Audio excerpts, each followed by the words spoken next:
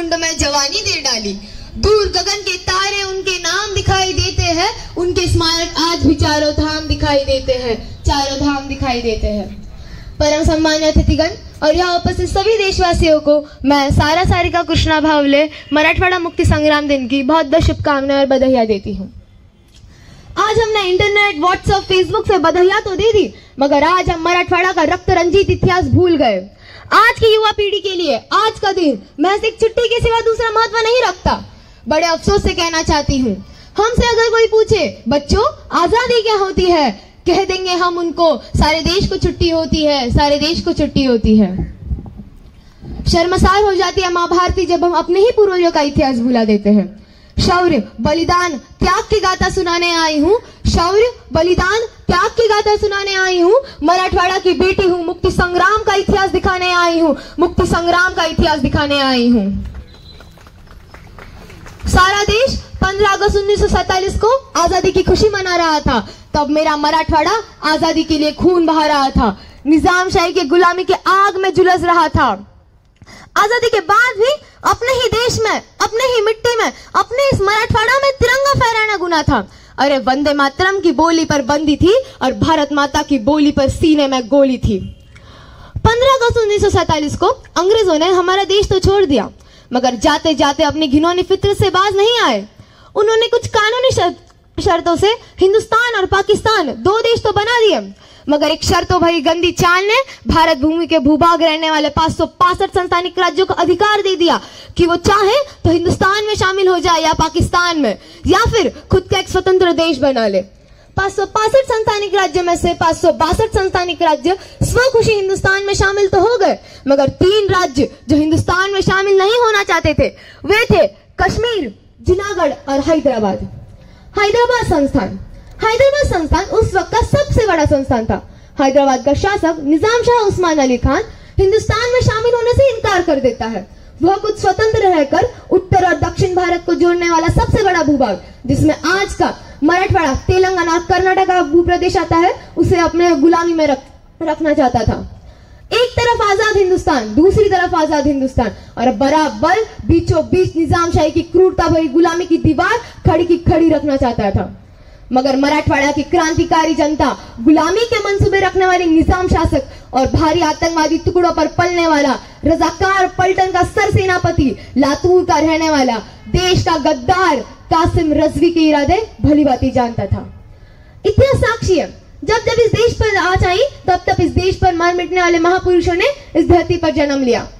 वे थे स्वामी रामानंद तीर्थ, गोविंद भाई शरफ, अनंत भालेराव, बाबा साहेब परांजपे जैसे महान वीरों ने हंसते हंसते अपने मराठवाड़ा के लिए अपनी जान निछावर कर दी, और स्वामी रामानंद तीर्थ के साथ सारा मराठवाड़ा जात पात भूलकर एक साथ होकर लड़ा। इस मराठवाड़ा ने रानी लक्ष्मीबाई जैसी लड़ाकू, हाथ में बंदूक लेकर क्रांति करने वाली दोपटेश्वर की क्रांतिकारी माता दगड़ाबाई शेरके और अपने पति के हत्या का बदला रजाकार को गोली मार कर लेने वाली शहीद क्रांतिकारी माता गोदावरीबाई टेके, इन सभी माओं को मैं विनम्र अभिवादन करती हूँ। जिस निजामशाही राजवट में तिरंगा फहराना गुनाह था, उसी राजवट में 15 अगस्त 1947 को मराठवाड़ा भूमि के सुपुत्र क्रांतिकारी भावरा पाटिल ने अपने होनाड़ी गांव में सबसे पहला तिरंगा झंडा लहराकर मानसिक गुलामी देने वाले निजाम शासक के और आजादी के द्वार खोल दिए। इसी शेर ने गोरटा गांव के जुल्मी सेनापति इसामुद्दीन का सर धड़ से अलग कर आजादी का यलगार कर दिया। इसामुद्दीन की हत्या से तिलमिला उठे निजाम शासक ने गोरटा जैसे गांव पर हमला कर दिया। इस गांव का दोष बस इतना था कि उन्होंने इसामुद्दीन की हत्या करने वाले क्रांतिकारी भावरा पाटिल को पनाह दी थी। आज हमारे देश ने जलियांवाला बाग का हत्याकांड तो याद में रख लिया, मगर आज हम गोरठा गांव का हत्याकांड भूल गए। 400 घरों वाले 2000 निहत्थे गांव वालों पर 2500 निर्दयी रजाकारों ने हमला कर दिया।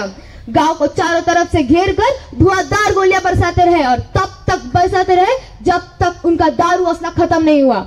इस पर भी समाधान नहीं हुआ तो नारायण मक्तेदार जी को अपने 4 साल के बेटे के सामने काट दिया। बहु बेटियों ने अपनी इज्जत की खातिर गांव के कुएं में छलांग लगा दी। आज भी दीवारों पर गोलियों के निशान और वो 12 कुएं जिनके अंदर बहु बेटियों ने अपनी जान दे दी, आज भी गोरटा गांव का महाभयानक इतिहास गवाह करते हैं। किसका खून नहीं खोलेगा पढ़कर खबर अखबारों में, सिंहों की गर्दन कटवा दी चूहों के दरबारों में। निजाम शासक और रजाकार का अन्याय अत्याचार बढ़ता गया। समझने पर भी ना समझने वाले निजाम शासक को पैरों तले रौंदने के लिए देश के लौह पुरुष सरदार वल्लभ भाई पटेल जी ने देश की सेना को आदेश दिया। भारत माता की जय इस घोष के साथ देश की सेना ने हैदराबाद संस्थान को चारों तरफ से घेर लिया और देश सेना का सबसे बड़ा ऑपरेशन पोलो शुरू हुआ। ठीक 4 बजे सेना की एक टुकड़ी ने सोलापुर की तरफ से कूच की। 1 घंटे में नरदुर्ग और शाम तक उस्मानाबाद काबीज किया। दक्षिण से कुर्नूल और विजयवाड़ा से घुसी सेना ने सिकंदराबाद करीब 50 घंटे में पहुंच गई। बुल्ढाना से घुसी सेना ने जालना फतेह किया। 14 सितंबर को दौलताबाद और 15 सितंबर में औरंगाबाद को पहले तिरंगा झंडा लहराकर निजाम शासक की धज्जियां उड़ाई और शूर पोलो ऑपरेशन में करीब 109 घंटे में निजाम शासक को पैरों तले ला लिया। मौत की सजा के डर के कारण निजाम शासक ने खुद को भारत सरकार को समर्पण कर दिया और भारत सरकार का सबसे कलेजे का टुकड़ा मराठवाड़ा आजाद हुआ। और वह दिन था 17 सितंबर 1948। आज मेरा मराठवाड़ा आजाद है।